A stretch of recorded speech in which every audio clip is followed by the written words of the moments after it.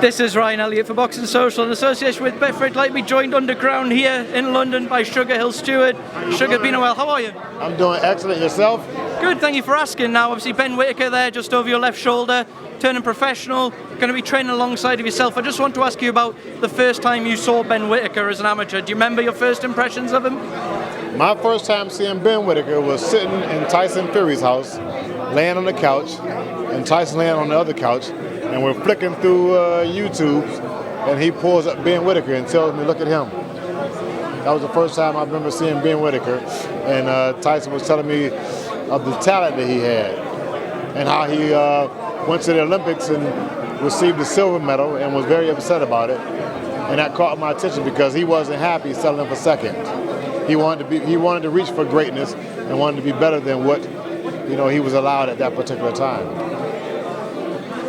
We've seen how talented he is, but is that also just as impressive, the mental side? You spent time with him now, just his attitude, his sheer desire to win as well? Most definitely, that's what I look for. I'm not just looking at just talent, I'm looking at a well-rounded individual. Other things that catch my eye just in talent.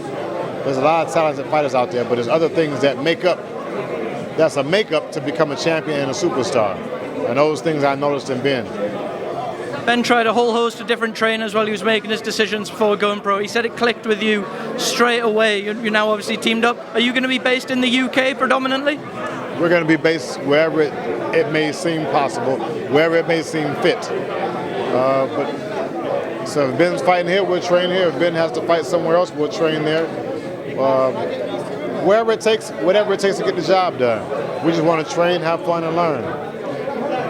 Ben, as an amateur, is very fleet-footed, very pleasing on the eye to watch, but he made the point there that he picked you out specifically because he wants to add that knockout power.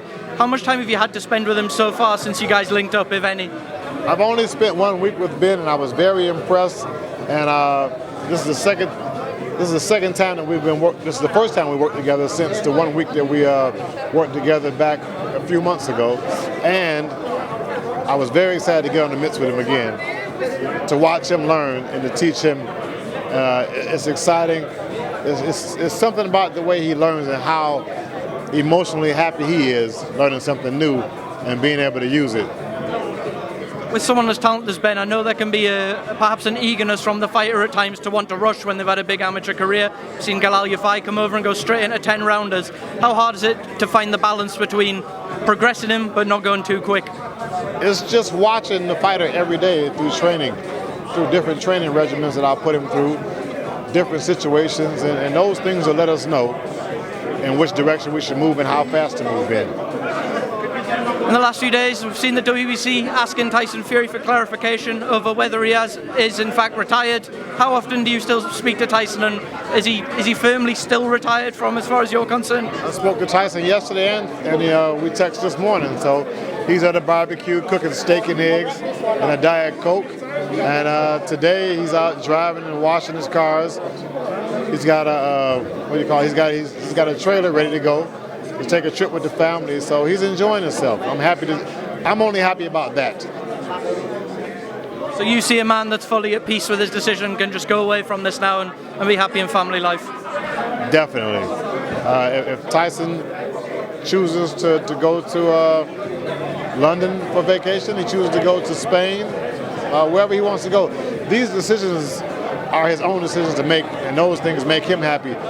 Nothing I can think that can make him happy as far as for him and his family, and I respect that, and I'll leave it at that. Final one from me, Canelo Bivol at the weekend. Brilliant performance from Dimitri Bivol. What did you make of the fight? Were you surprised at all?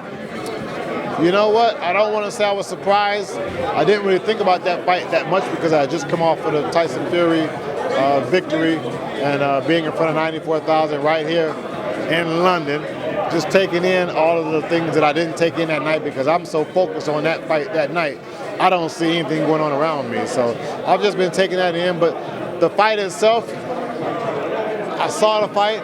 It was a very strategically planned fight and fair enough for the decision as well.